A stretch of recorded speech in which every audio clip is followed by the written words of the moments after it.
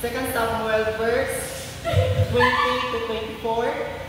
Si Adonira maoy pangulo sa mga mamuo o pinugos o si Josaphat nga anak ni Ahilud maoy tigbista. Sige. Okay.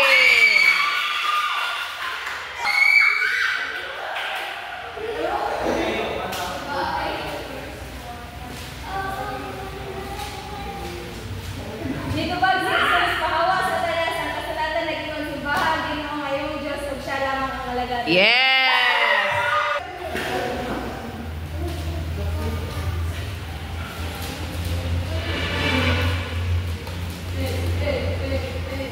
Kinahanglan na ang mga Israelita magkampos na sa ilang bundok o basta nila sila pagkakas sa kabanay. Magkampos sila lingkod sa tulda ka nagasuhan. Okay.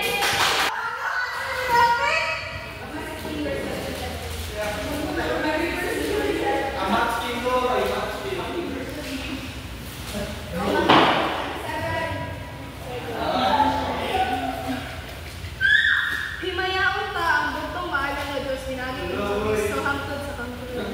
Yeah.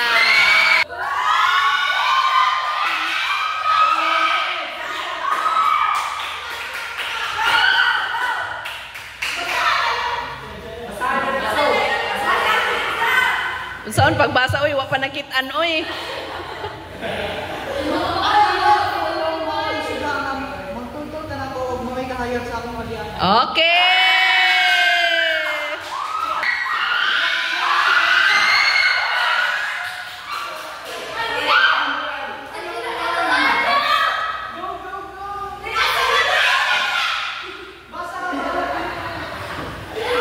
Sige mo gingon nga basa, wa pa lagi nakit-an oh. Sige pa silang pakli.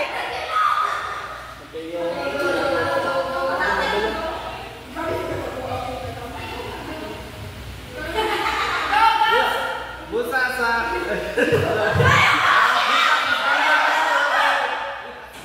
ipadala ang inyong kahayag katangan sa mga tao aron makita nila ang inyong mga maayong buhat at dahil nila ang inyong amahan na tuwa sa langit. Correct.